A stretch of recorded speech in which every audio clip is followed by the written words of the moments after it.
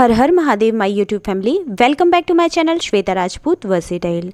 Guys, कैसे हैं आप लोग? आई होप सब लोग बहुत अच्छे होंगे, स्वस्थ होंगे, मस्त होंगे। गाइस, आज मैं आपको सावन मास महात्म्य की कथा नंबर 6 से लेकर 10 तक की कथा सुनाने जा रही हूँ। कृपया करके ये कथा ध्यानपूर्वक सुनिएगा। तो चलिए बिना विलंब किए कथा स्टार्ट करते हैं। सनत कुमार बोले, हे भगवान, मैंने रविवार का हर्षकारक महात्म्य सुन लिया। अब आप श्रावण मास में सोमवार का महात्म्य मुझे कहिए।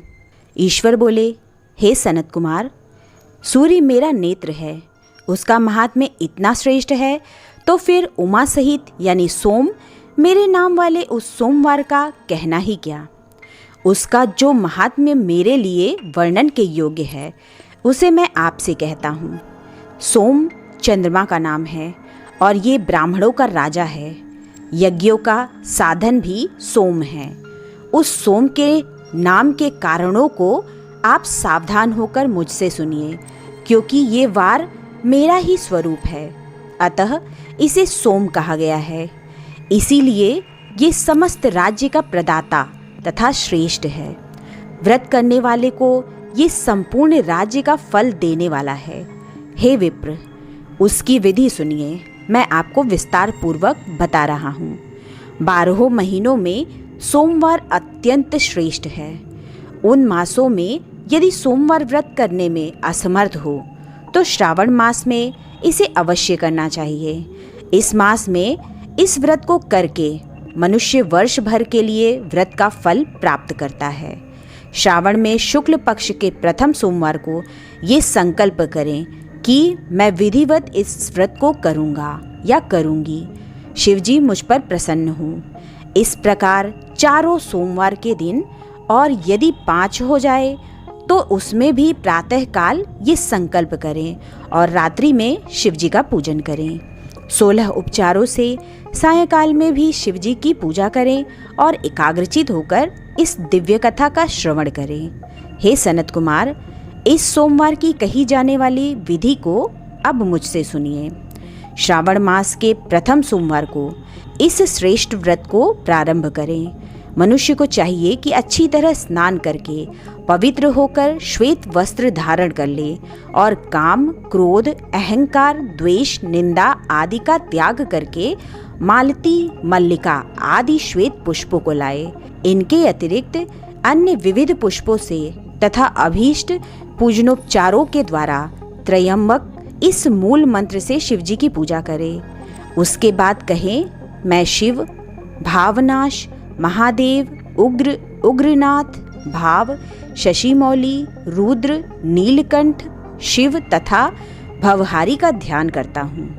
इस प्रकार अपने विभव के अनुसार मनोहर उपचारों से देवेश शिव का विधिवत पूजन करे। जो इस व्रत को करता है उसके पुण्य फल को सुनिए। जो लोग सोमवार के दिन पार्वती सहित शिव की पूजा करते हैं वे पुनरावृत्ति से रहित अक्षय लोक प्राप्त करते हैं। हे सनत कुमार, इस मास में नक्त व्रत से जो पुण्य प्राप्त होता है उसे मैं संक्षेप में कहता हूँ। देवताओं तथा दानवों से भी अभेद्य 7 जन्मों का अर्जित पाप नक्त भोजन से नष्ट हो जाता है। इसमें संदेह नहीं करना चाहिए, अथवा इस अत्युत्तम व्रत को उपवास पूर्वक करें। इसे करने से पुत्र की इच्छा रखने वाला मनुष्य पुत्र प्राप्त करता है और धन चाहने वाला धन प्राप्त करता है। वो जिस जिस अभीष्ट की कामना करता है उसे पा जाता है। इस लोक में दीर्घकालिक वांछिक सुखोपभोगों को भोग कर अंत में श्रेष्ठ विमान पर आरूढ़ होकर वो रुद्रलोक में प्रतिष्ठा प्राप्त करता है। चित्त चंचल है, धन चंचल है और जीवन भी चंचल है, ऐसा समझकर प्रयत्न पूर्वक व्रत का उद्यापन करना चाहिए। चांदी के वृषभ पर विराजमान सुवर्ण निर्मित शिव तथा पार्वती जी की प्रतिमा अपने सामर्थ्य के अनुसार बनानी चाहिए। इसमें धन की कृपणता नहीं करनी चाहिए। उसके बाद एक दिव्य तथा शुभ लिंगतोभद्र मंडल बनाएं तथा उसमें 2 श्वेत वस्त्रों से युक्त एक घट स्थापित करें। घट के ऊपर तांबे अथवा बांस का बना हुआ पात्र रखें और उसके ऊपर उमा सहित शिव को स्थापित करें। उसके बाद श्रुति, स्मृति तथा पुराणों में कहे गए मंत्रों से शिव की पूजा करें। पुष्पों का मंडप बनाएं तथा उसके ऊपर सुंदर चंदोवा लगाएं। उसमें गीतों तथा बाजों की मधुर ध्वनि के साथ रात में जागरण करें। उसके बाद बुद्धिमान मनुष्य अपने गृह सूत्र में निर्दिष्ट विधान के अनुसार अग्नि स्थापित करें और फिर शिव आदि 11 श्रेष्ठ नामों से पलाश की समिधाओं से 108 आहुति प्रदान करें। यव, व्रीहि, तिल आदि की आहुति आप्यायस्व इस मंत्र से दें और विविल पत्रों की आहुति त्रयंबक अथवा षडक्षर मंत्र ओम नमः शिवाय से प्रदान करें। उसके बाद स्वस्तिकृत होम करके पूर्णाहुति देकर आचार्य का पूजन करें और बाद में उन्हें गौ प्रदान करें। उसके बाद 11 श्रेष्ठ ब्राह्मणों को भोजन कराएं तथा उन्हें वंश पात्र सहित 11 घट प्रदान करें। इसके बाद पूजित देवता को तथा देवता को अर्पित सभी सामग्री आचार्य को दें और तत्पश्चात प्रार्थना करें, मेरा व्रत परिपूर्ण हो और शिवजी मुझ पर प्रसन्न हो। उसके बाद बंधुओं के साथ हर्षपूर्वक भोजन करें। इसी विधान से जो मनुष्य इस व्रत को करता है वो जिस जिस अभिलषित वस्तु की कामना करता है उसे प्राप्त कर लेता है और अंत में शिवलोक को प्राप्त होकर उस लोक में पूजित होता है। हे सनत कुमार, सर्वश्रेष्ठ श्री कृष्ण ने इस मंगलकारी सोमवार व्रत को किया था। श्रेष्ठ आस्तिक तथा धर्मपरायण राजाओं ने भी इस व्रत को किया था। जो इस व्रत का नित्य श्रवण करता है वो भी उस व्रत के करने का फल प्राप्त करता है। तो यहीं पे ये अध्याय संपन्न हुआ। चलिए अब हम श्रावण मास महात्म्य के अध्याय नंबर 7 की कथा सुनते हैं। ईश्वर बोले, हे सनत कुमार, अब मैं अच्युतम भौम व्रत का वर्णन करूंगा जिसके अनुष्ठान करने मात्र से वैधव्य नहीं होता है। विवाह होने के पश्चात 5 वर्षों तक ये व्रत करना चाहिए। इसका नाम मंगला गौरी व्रत है। ये पापों का नाश करने वाला है। विवाह के पश्चात प्रथम श्रावण शुक्ल में पहले मंगलवार को ये व्रत आरंभ करना चाहिए। केले के खंभों में सुशोभित एक पुष्प मंडल बनाना चाहिए और उसे अनेक प्रकार के फलों तथा रेशमी वस्त्रों से सजाना चाहिए। उस मंडप में अपने सामर्थ्य के अनुसार देवी की स्वर्णमयी अथवा अन्य धातु की बनी प्रतिमा स्थापित करनी चाहिए। उस प्रतिमा को 16 उपचारों से, 16 दुर्वा दलों से, 16 चावलों से तथा 16 चने के दालों से मंगला गौरी नामक देवी की पूजा करनी चाहिए और 16 बत्तियों से 16 दीपक जलाने चाहिए। दही तथा भात का नैवेद्य भक्तिपूर्वक अर्पित करना चाहिए। देवी के पास ही पत्थर का सील तथा लोढ़ा स्थापित करना चाहिए। 5 वर्ष तक इस प्रकार से करने के पश्चात उद्यापन करना चा माता को वायन प्रदान करना चाहिए, जिसकी विधि आप सुनिए। अपने सामर्थ्य के अनुसार एक पल प्रमाण सुवर्ण की अथवा उसके आधे प्रमाण की अथवा उसके भी आधे प्रमाण की मंगला गौरी की प्रतिमा निर्मित करनी चाहिए। अपनी शक्ति के अनुसार स्वर्ण आदि के बने तंडुल पूरित पात्र पर वस्त्र तथा रमणीय कंचू की ओढ़नी रखकर उन दोनों के ऊपर देवी की प्रतिमा स्थापित करनी चाहिए। पास में चांदी से निर्मित सेल तथा लोढ़ा रखकर माता को वायन प्रदान करना चाहिए। इसके बाद 16 सुवासिनियों को प्रयत्न पूर्वक भोजन कराना चाहिए। हे विप्र, इस विधि से व्रत करने पर 7 जन्मों तक सौभाग्य बना रहता है और पुत्र पौत्र आदि के साथ संपदा विद्यमान रहती है। सनत कुमार बोले, सर्वप्रथम इस व्रत को किसने किया था और किसको इसका फल प्राप्त हुआ? हे शंभु, जिस प्रकार से मुझे इसके प्रति निष्ठा हो जाए, कृपा करके वैसे ही बताइए। ईश्वर बोले, हे सनत कुमार, पूर्व काल में कुरु देश में श्रुत कीर्ति नामक एक विद्वान, कीर्तिशाली, शत्रुओं का नाश करने वाला, 64 कलाओं का ज्ञाता तथा धनुर्विद्या में कुशल राजा हुआ था। पुत्र के अतिरिक्त अन्य सभी शुभ चीजें उस राजा के पास थीं। अतः वो राजा संतान के विषय में अत्यंत चिंतित हुआ और जब ध्यानपूर्वक देवी की आराधना करने लगा तब उसकी कठोर तपस्या से देवी प्रसन्न हो गई और उससे ये वचन बोली, हे सुव्रत, वर मांगो। श्रुतकीर्ति बोला, हे देवी, यदि आप मुझ पर प्रसन्न हैं तो मुझे सुंदर पुत्र दीजिए। हे देवी, आपकी कृपा से अन्य किसी भी वस्तु का अभाव नहीं है। उसका ये वचन सुनकर पवित्र मुस्कान वाली देवी ने कहा, हे राजन, तुमने अत्यंत दुर्लभ वर मांगा है, फिर भी कृपावश मैं तुम्हें अवश्य दूंगी। किंतु हे राजेंद्र, सुनिए, यदि परम गुणी पुत्र चाहते हो तो वो केवल 16 वर्ष तक जीवित रहेगा, और यदि रूप तथा विद्या से विहीन पुत्र चाहते हो तो दीर्घजीवी होगा। देवी का ये वचन सुनकर राजा चिंतित हो उठा और पुनः अपनी पत्नी से परामर्श करके उसने गुणवान तथा सभी शुभ लक्षणों से संपन्न 16 वर्ष की आयु वाला पुत्र मांगा। तब देवी ने भक्ति संपन्न राजा से कहा, हे नृपनंदन, मेरे मंदिर के द्वार पर आम का वृक्ष है, उसका एक फल लाकर मेरी आज्ञा से अपनी भार्या को उसे भक्षण करने हेतु प्रदान करो, जिससे वो शीघ्र ही गर्भ धारण करेगी, इसमें संदेह नहीं है। प्रसन्न होकर राजा ने वैसा ही किया और उसकी पत्नी ने गर्भ धारण कर लिया। 10वें महीने में उसने देवतुल्य सुंदर पुत्र को जन्म दिया। तब हर्ष तथा शोक से युक्त राजा ने बालक का जात कर्म आदि संस्कार किया और शिव का स्मरण करते हुए उसका नाम चिरायु रखा। इसके बाद पुत्र के 16 वर्ष के होने पर पत्नी सहित राजा चिंता में पड़ गए और वे विचार करने लगे कि ये पुत्र बड़े कष्ट से प्राप्त हुआ है और मैं इसकी दुखद मृत्यु अपने ही सामने कैसे देख सकूंगा। ऐसा विचार करके राजा ने पुत्र को उसके मामा के साथ काशी भेज दिया। प्रस्थान के समय राजा की पत्नी ने अपने भाई से कहा कि कार्पटिक का वेश धारण करके आप मेरे पुत्र को काशी ले जाइए। मैंने भगवान मृत्युंजय से पूर्व में पुत्र के लिए प्रार्थना की थी और कहा था कि हे विश्वेश, आपके जगतपति की यात्रा के लिए मैं उस पुत्र को अवश्य भेजूंगी। अतः आप मेरे पुत्र को आज ही ले जाइए और सावधानी पूर्वक इसकी रक्षा कीजिए। अपनी बहन की ये बात सुनकर भांजे के साथ वो चल पड़ा। कई दिनों तक चलते चलते वो आनंद नामक नगर में पहुंचा। वहां सभी प्रकार की समृद्धियों से संपन्न वीरसेना नामक वाला राजा रहता था। वो राजा की एक सर्वलक्षण संपन्न युवावस्था प्राप्त मनोहर तथा रूपलावण्यमयी मंगला गौरी नामक कन्या थी। सभी उपमानों को तुच्छ करके सौंदर्य अभिवृद्धि को प्राप्त वो कन्या किसी समय सखियों के साथ नगर के उपवन में क्रीड़ा करने के लिए गई हुई थी।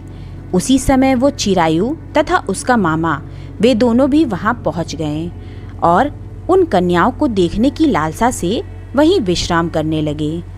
इसी बीच विनोद पूर्वक क्रीड़ा करती हुई उन कन्याओं में से किसी एक ने कुपित होकर राजकुमारी को रांडा, ये कुवचन कह दिया। तब उस अशुभ वचन को सुनकर राजकुमारी ने कहा, तुम अनुचित बात क्यों बोल रही हो? मेरे कुल में तो इस प्रकार की कोई नहीं है। मंगला गौरी की कृपा से तथा उनके व्रत के प्रभाव से विवाह के समय जिसके सर पर मेरे हाथ से अक्षत पड़ेंगे, हे सखी, वो यदि अल्प आयु वाला होगा तो भी चिरंजीवी हो जाएगा। इसके बाद वो सभी कन्याएं अपने अपने घर चली गईं। उसी दिन राजकुमारी का विवाह था। बाहलिक देश के दृढ़धर्मा नामक राजा के सुकेतु नाम वाले पुत्र के साथ उसका विवाह निश्चित किया गया था। वो सुकेतु विद्याहीन, कुरूप तथा बहरा था। तब सुकेतु के साथ आए हुए उन लोगों ने विचार किया कि इस समय कोई दूसरा श्रेष्ठ वर ले जाना चाहिए और विवाह संपन्न हो जाने के बाद वहां सुकेतु पहुंच जाए। उन लोगों ने चिरायु के मामा के पास जाकर याचना की कि आप इस बालक को हमें दे दीजिए, जिससे हमारा कार्य सिद्ध हो जाए। इस पृथ्वी पर परोपकार के समान दूसरा कोई धर्म नहीं है। उनकी बात सुनकर चिरायु का मामा मन ही मन बहुत प्रसन्न हुआ, क्योंकि उसने उपवन में पहले ही कन्या मंगला गौरी की बात सुन ली थी। फिर भी उसने एक बार कहा कि आप लोग इसे किस लिए मांग रहे हैं? कार्य की सिद्धि हेतु वस्त्र, अलंकार आदि मांगे जाते हैं, वर तो कहीं भी नहीं मांगा जाता। तथापि आप लोगों का सम्मान रखने के लिए मैं इसे दे रहा हूँ। इसके बाद चिरायु को वहां ले जाकर उन लोगों ने विवाह संपन्न कराया। सप्तपदी आदि के हो जाने पर रात्रि में शिव पार्वती की प्रतिमा के समक्ष उस चिरायु ने हर्षयुक्त होकर मंगला गौरी के साथ शयन किया। उसी दिन चिरायु के 16 वर्ष पूर्ण हो चुके थे और अर्धरात्रि में साक्षात काल सर्प रूप में वहां आ गया। इसी बीच संयोगवश राजकुमारी जाग गई।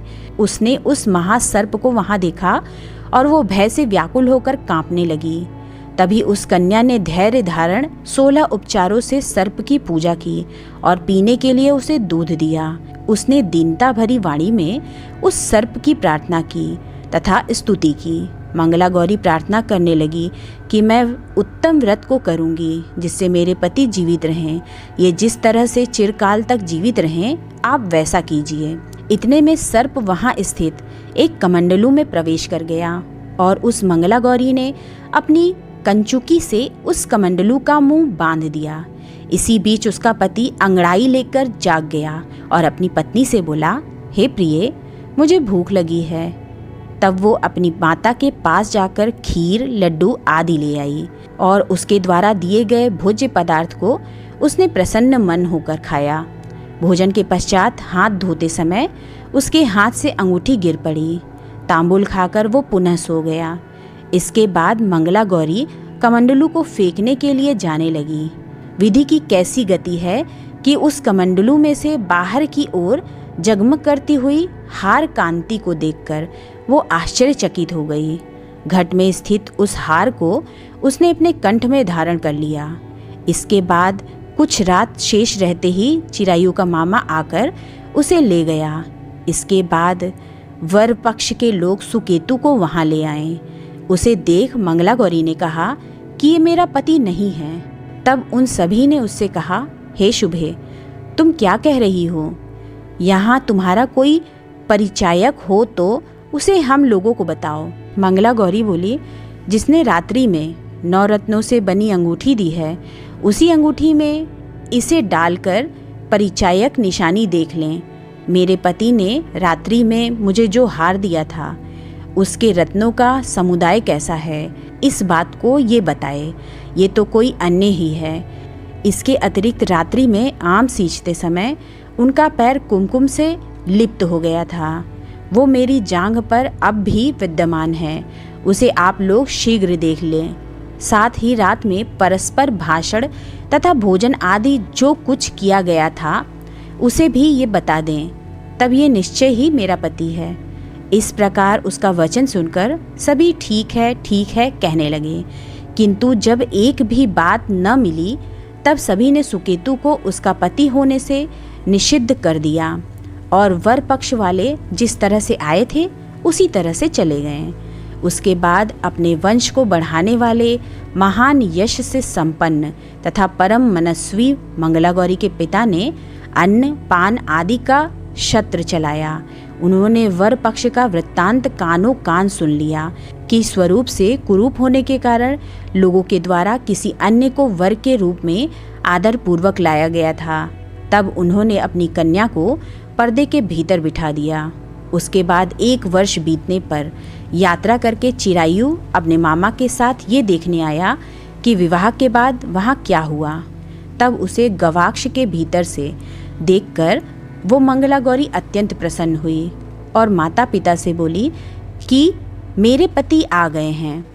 राजा ने अपने सुहज्जनों को बुलाकर पूर्व में कहे गए सभी परिचायकों को निशानी को दिखाकर मंद मुस्कान वाली अपनी कन्या चिरायु को सौंप दी। राजा ने शिष्टजनों को साथ लेकर विवाह का उत्सव कराया। इसके बाद राजा वीरसेन ने वस्त्र आभूषण आदि, सेना, घोड़े, रथ और अन्य भी बहुत सी सामग्रियां देकर उन्हें विदा किया। उसके बाद कुल को आनंदित करने वाला वो चिरायु अपनी पत्नी तथा मामा को साथ लेकर सेना के साथ अपने नगर पहुंचा। लोगों के मुख से उसे आया हुआ सुनकर उसके माता पिता को विश्वास नहीं हुआ। उन्होंने सोचा कि प्रारब्ध अन्यथा कैसे हो सकता है। इतने में वो अपने माता पिता के पास आ गया और स्नेह से परिपूर्ण वो चिरायु भक्तिपूर्वक उनके चरणों में गिर पड़ा। तब अपने पुत्र का मस्तक सूंघकर उन दोनों ने परम आनंद प्राप्त किया। पुत्रवधू मंगला गौरी ने भी सास ससुर को प्रणाम किया। तब सास ने उसे अपनी गोद में बिठाकर सारा वृत्तांत शीघ्रता पूर्वक पूछने लगी। हे महामुने, तब पुत्रवधू ने भी मंगला गौरी के उत्तम व्रत महात्म्य तथा जो कुछ घटित हुआ था वो सब वृत्तांत बताया। हे सनत कुमार, मैंने आपसे इस मंगला गौरी व्रत का वर्णन कर दिया। जो कोई भी इसका श्रवण करता है अथवा जो इसे कहता है उसके सभी मनोरथ पूर्ण हो जाते हैं, इसमें संदेह नहीं। सूत जी बोले, हे ऋषियों, इस प्रकार शिव जी ने सनत कुमार को ये मंगला गौरी व्रत बताया और उन्होंने सभी कार्यों को पूर्ण करने वाले इस व्रत को सुनकर महान आनंद प्राप्त किया। तो ये अध्याय यहीं संपूर्ण होता है। तो गाइस, चलिए अब हम सुनते हैं श्रावण मास महात्म्य के अध्याय नंबर 8 की कथा। ईश्वर बोले, हे सनत कुमार, अब मैं समस्त पापों का नाश करने वाले बुद्ध गुरु व्रत का वर्णन करूँगा, जिसे श्रद्धापूर्वक करके मनुष्य परम सिद्धि प्राप्त करता है। ब्रह्मा जी ने चंद्रमा को ब्राह्मणों के राजा के रूप में अभिषिक्त किया। किसी समय उसने रूप तथा यौवन से संपन्न तारा नामक गुरु पत्नी को देखा।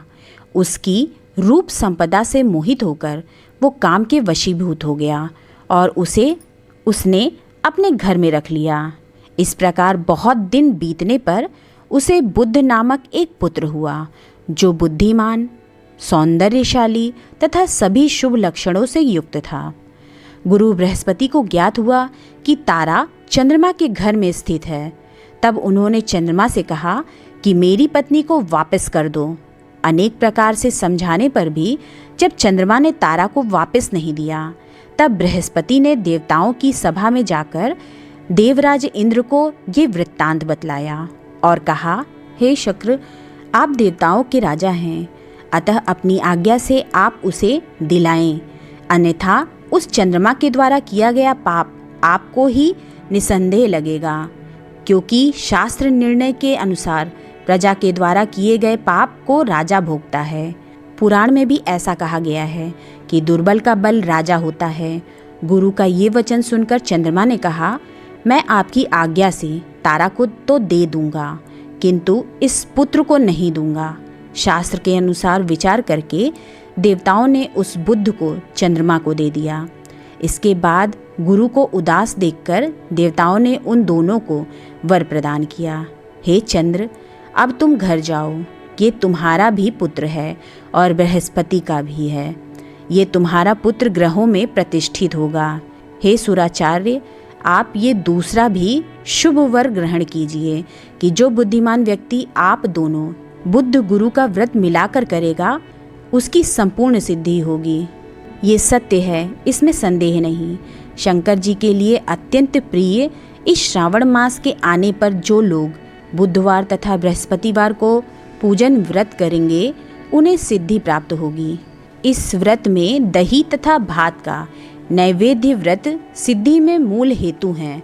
स्थान भेद में आप दोनों की मूर्ति लिखकर पूजन करने से भिन्न भिन्न फल प्राप्त होता है। यदि कोई हिंडोले के ऊपरी स्थान पर आप दोनों की मूर्ति लिखकर पूजन करे तो वो सर्वगुण संपन्न तथा दीर्घायु पुत्र प्राप्त करेगा। यदि मनुष्य कोषागार में मूर्ति को लिखकर पूजन करता है तो उसके कोष बढ़ते हैं और वे कभी क्षय को प्राप्त नहीं होते। इसी प्रकार पाकालय में पूजन करने से पाक वृद्धि और देवालय में पूजन करने से उनकी कृपा प्राप्त होती है। शय्यागार में लिखकर पूजन करने से स्त्री का वियोग कभी नहीं होता है। धान्यागार में लिखकर पूजन करने से धान्य की वृद्धि होती है। इस प्रकार मनुष्य उन फलों को प्राप्त करता है। इस प्रकार 7 वर्ष तक करने के बाद उद्यापन करना चाहिए। उद्यापन से पहले दिन अधिवासन करके रात्रि में जागरण करना चाहिए। सुवर्ण की प्रतिमा बनाकर विधि पूर्वक 16 उपचारों से पूजन करने के पश्चात तिल, घृत, चारु और अपामार्ग तथा अश्वस्थ से युक्त समिधाओं से होम करना चाहिए। अंत में पूर्णाहुति देनी चाहिए। उसके बाद मामा व भांजे को प्रयत्न पूर्वक भोजन कराना चाहिए। इसके बाद ब्राह्मणों को तथा अन्य लोगों को भी भोजन कराना चाहिए, स्वयं भी भोजन करना चाहिए। इस विधि से 7 वर्ष तक करने पर मनुष्य सभी मनोरथों को प्राप्त कर लेता है। जो इसे विद्या की कामना से करता है वो वेद व शास्त्र के अर्थों को जानने वाला हो जाता है। बुद्ध बुद्धि प्रदान करते हैं और गुरु बृहस्पति गुरुता प्रदान करते हैं। सनत कुमार बोले, हे भगवान, आपने जो ये कहा है कि इस अवसर पर मामा तथा भांजे को भोजन कराना चाहिए, यदि बताने योग्य हो तो इसका कारण बताइए। ईश्वर बोले, हे सनत कुमार, पूर्व काल में अत्यंत दीन तथा दरिद्र कोई 2 ब्राह्मण थे। वे दोनों मामा भांजे थे। उदार पूर्ति हेतु परिश्रम पूर्वक भ्रमण करते हुए वे दोनों किसी नगर में अन्न मांगने के लिए गए थे। उन्होंने घर घर में श्रावण मास में प्रत्येक वार को उस वार का व्रत होते हुए देखा, किंतु कहीं भी बुद्ध गुरु का व्रत नहीं देखा। तब उन्होंने बहुत देर तक परस्पर विचार किया कि सभी वारों का व्रत तो सर्वत्र दिखाई पड़ रहा है, किंतु बुद्ध गुरु का कहीं नहीं। अतः चूंकि ये व्रत अनुच्छिष्ट है, इसलिए हम दोनों को चाहिए कि इस शुभ व्रत का अनुष्ठान आदर पूर्वक करें। किंतु हे सनत कुमार, इसकी विधि ना जानने के कारण वे दोनों संशय में पड़ गए। तब रात्रि में उन्हें स्वप्न में इस व्रत की विधि दृष्टिगोचर हो गई। इसके बाद उन्होंने उसकी विधि के अनुसार व्रत को किया, जिससे उन्होंने अपार संपदा प्राप्त की। प्रतिदिन उनकी संपत्ति बढ़ने लगी और सभी लोगों को ज्ञात भी हो गया।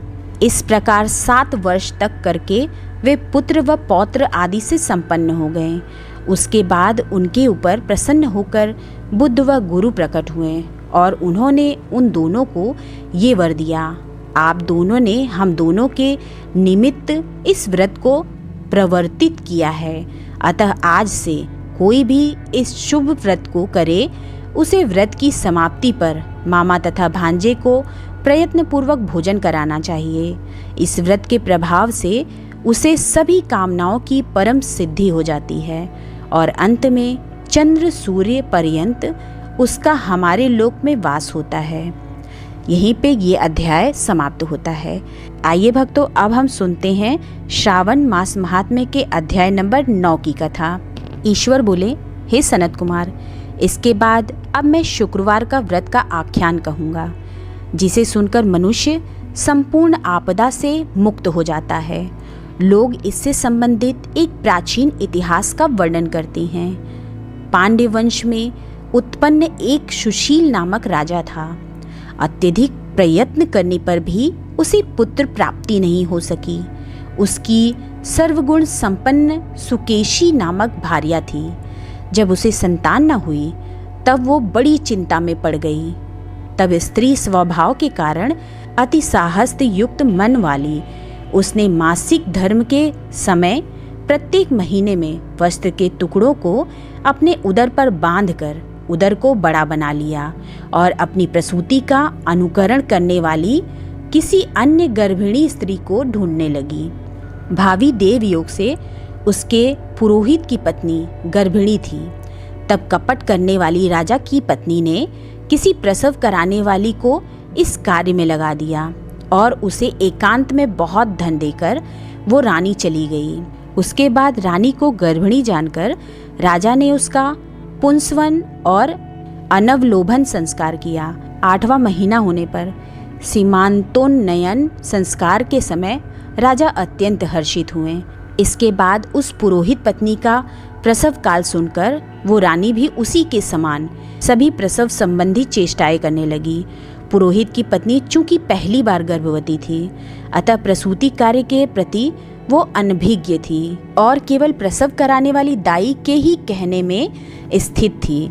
तब उस दाई ने पुरोहित पत्नी के साथ छल करते हुए उसके नेत्रों पर पट्टी बांध दी और प्रसव के समय उसके पैदा हुए पुत्र को किसी के हाथ से रानी के पास पहुंचा दिया। इस बात को कोई भी नहीं जान सका। उसके बाद रानी ने उस पुत्र को लेकर ये घोषित कर दिया कि मुझे पुत्र रत्न की प्राप्ति हुई है। इन सब के बाद दाई ने पुरोहित की पत्नी के आंखों की पट्टी खोल दी। दाई अपने साथ मांस का एक पिंड लाई थी और उसने वो उसे दिखा दिया। फिर उसके सामने आश्चर्य तथा दुख प्रकट करने लगी कि ये कैसा अनिष्ट हो गया, और कहने लगी कि अपने पुरोहित पति से इसकी शांति ज़रूर करवा लेना। कहने लगी कि संतान नहीं हुई कोई बात नहीं, पर तुम जीवित हो ये अच्छी बात है। इस पर पुरोहित पत्नी को अपने प्रसव के स्पर्श चिंतन से बहुत संदेह हुआ। ईश्वर बोले, राजा ने पुत्र जन्म का समाचार सुन जात कर्म संस्कार कराया और ब्राह्मणों को हाथी, घोड़े तथा रथ आदि प्रदान किए। राजा ने कारागार में पड़े सभी कैदियों को प्रसन्नतापूर्वक मुक्त करा दिया। उसके बाद राजा ने सूतक के अंत में नामकर्म तथा अन्य सभी संस्कार किए। उन्होंने पुत्र का नाम प्रियव्रत रखा। हे सनत कुमार, श्रावण मास के आने पर पुरोहित की पत्नी ने शुक्रवार के दिन भक्तिपूर्वक देवी जीवंतिका का व्रत किया। दीवार पर अनेक बालकों सहित देवी जीवंतिका की मूर्ति लिखकर पुष्प तथा माला से उनकी पूजा करके गोधूम की पीठी के बनाए गए 5 दीपक उनके सम्मुख उसने जलाए और स्वयं भी गोधूम का चूर्ण भक्षण किया और उनकी मूर्ति पर चावल फेंका और कहा, हे जीवंती, हे करुणार्णवे, जहाँ भी मेरा पुत्र विद्यमान हो आप उसकी रक्षा करना। ये प्रार्थना करके उसने कथा सुनकर यथाविधि नमस्कार किया। तब जीवंतिका की कृपा से वो बालक दीर्घायु हो गया और वे देवी उसकी माता की श्रद्धा भक्ति के कारण दिन रात उस बालक की रक्षा करने लगी। इस प्रकार कुछ समय बीतने पर राजा की मृत्यु हो गई। तब पितृभक्त उनके पुत्र ने उनकी पारलौकिक क्रिया संपन्न की। इसके बाद मंत्रियों तथा पुरोहितों ने प्रियव्रत को राज्य पर अभिषिक्त किया। तब कुछ वर्षों तक प्रजा का पालन करके तथा राज्य भोग कर वो पितरों के ऋण से मुक्ति के लिए गया जाने की तैयारी करने लगा। राज्य का भार वृद्ध मंत्रियों पर भक्तिपूर्वक सौंपकर और स्वयं के राजा होने का भाव त्याग कर उसने कार्पटिक का भेष धारण कर लिया और गया के लिए प्रस्थान किया। मार्ग में किसी नगर में किसी गृहस्थ के घर में उन्होंने निवास किया। उस समय उस गृहस्थ की पत्नी को प्रसव हुआ था। इसके पहले षष्ठी देवी ने उसके 5 पुत्रों को उत्पन्न होने के 5वें दिन मार दिया था। ये राजा भी उस समय 5वें दिन ही गया हुआ था। रात में राजा के सो जाने पर उस बच्चे को ले जाने के लिए षष्ठी देवी आईं। जीवंतिका देवी ने उस षष्ठी देवी को ये कहकर रोका कि राजा को लांग कर मत जाओ। तब जीवंतिका के रोकने पर वो षष्ठी जैसे आई थी वो वैसे ही चली गई। इस प्रकार उस गृह स्वामी ने उस बालक को 5वें दिन जीवित रूप में प्राप्त किया। ये लोग इतने प्रभाव वाले हैं, ये देखकर उस गृहस्थ ने राजा से प्रार्थना की, हे राजन, आपका निवास आज के दिन मेरे ही घर में हो। हे प्रभु, आपकी कृपा से मेरा ये छठा पुत्र जीवित रह गया।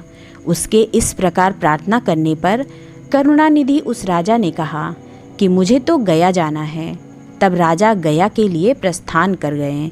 वहाँ पिंडदान करते समय विष्णुपद वेदी पर कुछ अद्भुत घटना हुई। उस पिंड को ग्रहण करने के लिए 2 हाथ निकल कर आए। तब महान विस्मय युक्त राजा संशय में पड़ गए और पुनः पिंडदान कराने वाले ब्राह्मण के कहने पर उन्होंने विष्णुपद पर पिंड रख दिया। इसके बाद उन्होंने किसी ज्ञानी तथा सत्यवादी ब्राह्मण से इस विषय में पूछा। तब उस ब्राह्मण ने उनसे कहा कि ये दोनों हाथ आपके पितर के थे। इसमें संदेह हो तो घर जाकर अपनी माता से पूछ लीजिए, वो बता देगी।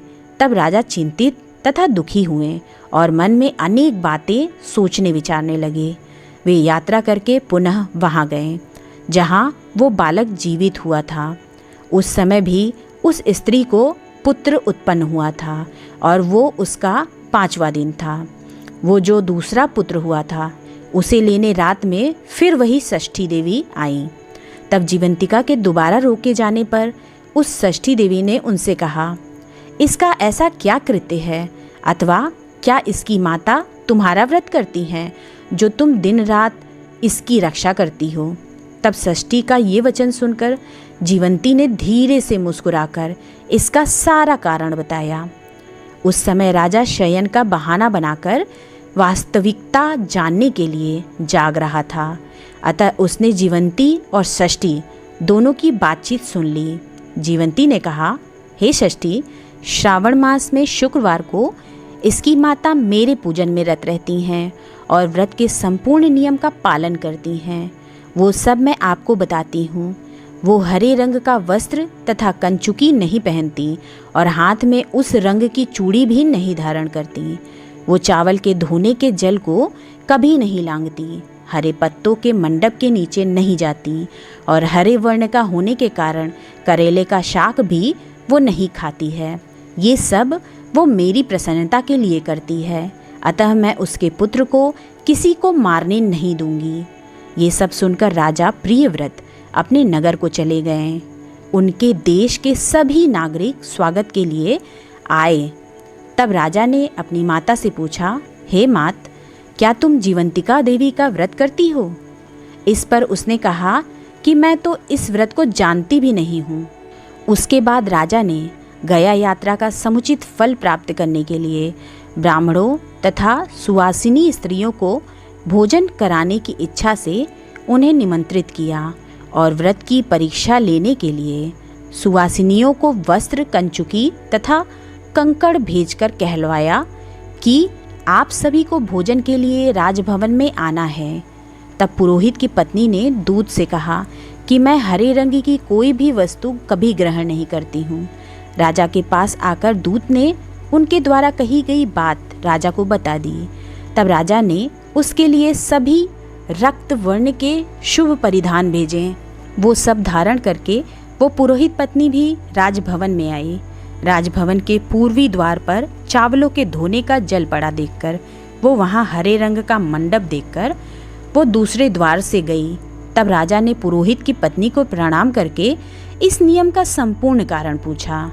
इस पर उसने इसका कारण शुक्रवार का व्रत बताया। उस प्रिय व्रत को देखकर उसके दोनों स्तनों में से बहुत दूध निकलने लगा। दोनों वक्ष स्थलों ने उस राजा को दुग्ध की धाराओं से पूर्ण रूप से सिंचित कर दिया। तब गया में विष्णुपदी पर निकले दोनों हाथों जीवंतिका तथा षष्ठी दोनों देवियों के वार्तालाप तथा पुरोहित पत्नी के स्तनों से दूध निकलने के द्वारा राजा को विश्वास हो गया कि मैं इसी का पुत्र हूँ। उसके बाद पालन पोषण करने वाली माता के पास जाकर विनम्रता पूर्वक उन्होंने कहा, हे मात, डरो मत, मेरे जन्म का वृत्तांत सत्य सत्य बता दो। ये सुनकर सुंदर केशों वाली रानी ने सब कुछ सच सच बता दिया। तब प्रसन्न होकर उन्होंने जन्म देने वाले अपने माता पिता को नमस्कार किया और संपत्ति से वृद्धि को प्राप्त कराया। वे दोनों भी परम आनंदित हुए। एक दिन राजा प्रियव्रत ने रात में देवी जीवंती से प्रार्थना की, हे जीवंती, मेरे पिता तो ये हैं, तो फिर गया में वे दोनों हाथ कैसे निकल आए थे? तब देवी ने स्वप्न में आकर संशय का नाश करने वाला वाक्य कहा, हे प्रियव्रत, मैंने तुम्हें विश्वास दिलाने के लिए ही ये माया की थी, इसमें संदेह नहीं है। हे सनत कुमार, ये सब मैंने आपको बता दिया। श्रावण मास में शुक्रवार के दिन इस व्रत का अनुष्ठान करके मनुष्य सभी मनोरथों को प्राप्त कर लेता है। तो ये अध्याय यही संपूर्ण होता है। चलिए भक्तों, अब हम श्रावण मास महात्म्य के अध्याय नंबर 10 की कथा सुनते हैं। ईश्वर बोले, हे सनत कुमार, अब मैं आपसे शनिवार व्रत की विधि का वर्णन करूंगा, जिसका अनुष्ठान करने से मंदत्व नहीं होता है। श्रावण मास में शनिवार के दिन नृसिंह, शनि तथा अंजनी पुत्र हनुमान, इन तीनों देवताओं का पूजन करना चाहिए। दीवार पर अथवा स्तंभ पर नरसिंह की सुंदर प्रतिमा बनाकर हल्दी युक्त चंदन से और नीले, लाल तथा पीले सुंदर पुष्पों से लक्ष्मी सहित जगतपति नरसिंह का भली भांति पूजन करके उन्हें खिचड़ी का नैवेद्य तथा कुंजर नामक शाक का भोग अर्पण करना चाहिए। उसी को स्वयं भी खाना चाहिए और ब्राह्मणों को भी खिलाना चाहिए। तिल का तेल तथा घृत स्नान भगवान नरसिंह को प्रिय है। शनिवार के दिन तिल सभी कार्यों के लिए प्रशस्त है। शनिवार के दिन तिल के तेल से ब्राह्मणों तथा सुवासिनी स्त्रियों को उबटन लगाना चाहिए तथा कुटुंब सहित स्वयं भी संपूर्ण शरीर में तेल लगाकर स्नान करना चाहिए तथा उड़द का भोजन ग्रहण करना चाहिए। इससे भगवान नरसिंह प्रसन्न होते हैं। इस प्रकार श्रावण मास में चारों शनिवारों में इस व्रत को करना चाहिए। जो ऐसा करता है उसके घर में स्थिर लक्ष्मी का वास रहता है और धन धान्य की समृद्धि होती है। पुत्रहीन व्यक्ति पुत्र वाला हो जाता है और इस लोक में सुख भोग कर अंत में वैकुंठ प्राप्त करता है। नरसिंह की कृपा से मनुष्य की चारों दिशाओं में व्याप्त रहने वाली उत्तम कीर्ति होती है। हे सौम्य, मैंने आपसे नरसिंह का ये उत्तम व्रत कहा। हे सनत कुमार, अब शनि की प्रसन्नता के लिए जो करना चाहिए उसे सुनिए। एक लंगड़े ब्राह्मण और उसके अभाव में किसी ब्राह्मण के शरीर में तिल का तेल लगाकर उसे उष्ण जल से स्नान कराना चाहिए और श्रद्धापूर्वक नरसिंह के लिए बताए गए अन्न अर्थात खिचड़ी उसे खिलानी चाहिए। उसके बाद तेल, लोहा, काला तिल, काला उड़द, काला कंबल प्रदान करना चाहिए। इसके बाद व्रती ये कहे कि मैंने ये सब शनि की प्रसन्नता के लिए किया है, शनिदेव मुझ पर प्रसन्न हो। उसके बाद तिल के तेल से शनि का अभिषेक कराना चाहिए। उनके पूजन में तिल तथा उड़द के अक्षत प्रशस्त माने गए हैं। हे मुने, अब मैं शनि का ध्यान बताऊंगा, आप ध्यान पूर्वक सुनिए।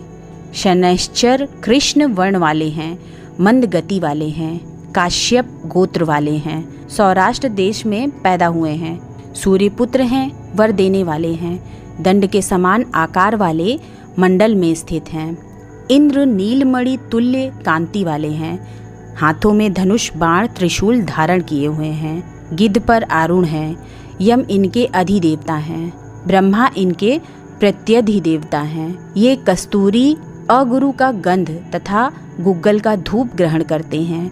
इन्हें खिचड़ी प्रिय है। इस प्रकार ध्यान की विधि कही गई है। इनके पूज्य के लिए लौहमयी सुंदर प्रतिमा बनानी चाहिए। हे द्विश्रेष्ठ, इनके निमित्त की गई पूजा में कृष्ण अर्थात काली वस्तु का दान करना चाहिए। ब्राह्मण को काले रंग के 2 वस्त्र देने चाहिए और काले बछड़े सहित काली गौ प्रदान करनी चाहिए। विधि पूर्वक पूजा करके इस प्रकार प्रार्थना तथा स्तुति करनी चाहिए। आराधना से संतुष्ट होकर जिन्होंने नष्ट राज्य वाले राजा नील को उनका महान राज्य पुनः प्रदान कर दिया, वे शनिदेव मुझ पर प्रसन्न हो। नील अंजन के समान वर्ण वाले, मंद गति से चलने वाले और छाया देवी तथा सूर्य से उत्पन्न होने वाले उन शनिश्चर को मैं नमस्कार करता हूँ। मंडल के कोण में स्थित आपको नमस्कार है। पिंगल नाम वाले आप शनि को नमस्कार है। हे देवेश, मुझ दीन तथा शरणागत पर कृपा कीजिए। इस प्रकार स्तुति के द्वारा प्रार्थना करके बार बार प्रणाम करना चाहिए। 3 वर्णों ब्राह्मण, क्षत्रिय, वैश्य के लिए शनि के पूजन में शनो देवी इस वैदिक मंत्र का प्रयोग बताया गया है और शूद्रों के लिए पूजन में नाम मंत्र का प्रयोग बताया गया है। जो व्यक्ति दत्त चित्त होकर इस विधि से शनिदेव का पूजन करेगा, उसे स्वप्न में भी शनि का भय नहीं होगा। हे विप्र, जो मनुष्य श्रावण मास में प्रत्येक शनिवार के दिन भक्ति पूर्वक इस विधि से इस व्रत को करेंगे, उन्हें शनैश्चर के द्वारा लेश मात्र भी कष्ट नहीं होगा। जन्म राशि से पहले, दूसरे, चौथे, 5वें, 7वें, 8वें, 9वें अथवा 12वें स्थान में स्थित शनि सदा कष्ट पहुंचाता है। शनि की शांति के लिए क्षमाग्नि इस मंत्र का जप कराना बताया गया है। उसकी प्रसन्नता के लिए इंद्र नीलमणि का दान करना चाहिए। हे सनत कुमार, इसके बाद मैं हनुमान जी की प्रसन्नता के लिए विधि का वर्णन करूंगा। हनुमान जी की प्रसन्नता के लिए श्रावण मास में शनिवार को रुद्र मंत्र के द्वारा तेल से उनका अभिषेक करना चाहिए। तेल में मिश्रित सिंदूर का लेप उन्हें समर्पित करना चाहिए।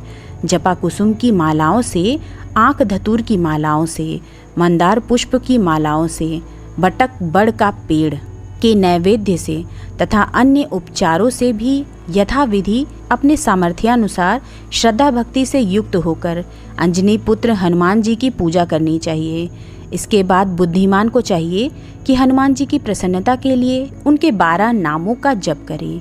हनुमान, अंजनी सुनु, वायुपुत्र, महाबल, रामेष्ट, फाल्गुन सखा, पिंगाक्ष, अमित विक्रम, उदधिक्रमण, सीता शोक विनाशक, लक्ष्मण प्राणदाता और दशग्रीव दर्पहा, ये 12 नाम हैं। जो मनुष्य प्रातःकाल उठकर इन 12 नामों को पढ़ता है उसका अमंगल नहीं होता और उसे सभी संपदा सुलभ प्राप्त हो जाती है। इस प्रकार श्रावण मास में शनिवार के दिन वायुपुत्र हनुमान जी की आराधना करके मनुष्य वज्र तुल्य शरीर वाला, निरोग तथा बलवान हो जाता है। अंजनी पुत्र की कृपा से वो कार्य करने में वेगवान तथा बुद्धि वैभव से युक्त हो जाता है। उसके बाद शत्रु नष्ट हो जाते हैं, मित्रों की वृद्धि होती है, वो वीरशाली तथा कीर्तिमान हो जाता है। यदि साधक हनुमान जी के मंदिर हनुमत कवच का पाठ करे तो वो अणिमा आदि 8 सिद्धियों का स्वामित्व प्राप्त कर लेता है और यक्ष, राक्षस तथा वेताल उसे देखते ही कंपित तथा भयभीत होकर वेगपूर्वक 10 दिशाओं में भाग जाते हैं। हे सत्तम, शनिवार के दिन पीपल के वृक्ष का आलिंगन तथा पूजन करना चाहिए। शनिवार को छोड़कर अन्य किसी दिन पीपल के वृक्ष का स्पर्श नहीं करना चाहिए। शनिवार के दिन उसका आलिंगन सभी संपदाओं को प्राप्त कराने वाला होता है। प्रत्येक मास में 7 वारों में पीपल का पूजन फलदायक है, किंतु श्रावण में ये पूज्य अधिक फलप्रद है। 10वें अध्याय की कथा यहीं संपूर्ण होती है। इस वीडियो में मैंने आपको श्रावण मास महात्म्य की अध्याय नंबर 6 से लेकर 10 तक की कथा सुनाई है। कथा ज़रूर सुनिएगा। कथा अच्छी लगे तो मेरे चैनल को सब्सक्राइब कर ले और बेल आइकन प्रेस करना बिल्कुल ना भूलें, जिससे मेरे आगे आने वाले लेटेस्ट वीडियो की नोटिफिकेशन आपको तत्काल मिल सके। मेरे वीडियो को लाइक एंड कमेंट्स भी करिएगा। मेरे वीडियो को अपने फेसबुक, व्हाट्सएप, इंस्टाग्राम में अपने माता पिता को, अपने परिवारजनों को, अपने मित्रों को, अपने अड़ोसियों पड़ोसियों जिसको जिसको जानते हैं सबको शेयर ज़रूर करिएगा। तो चलिए, इसी के साथ ये कथा समाप्त होती है। अगली कथा में अगले अध्याय के साथ हम मिलते हैं। तब तक के लिए जय श्री महाकाल।